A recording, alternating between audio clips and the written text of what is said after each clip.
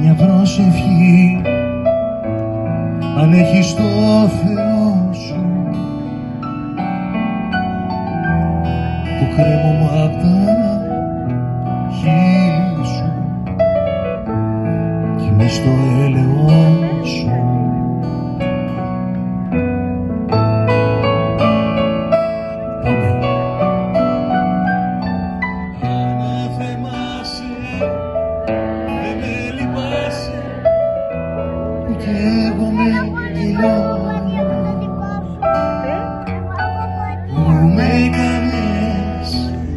Και σ' αγαπώ.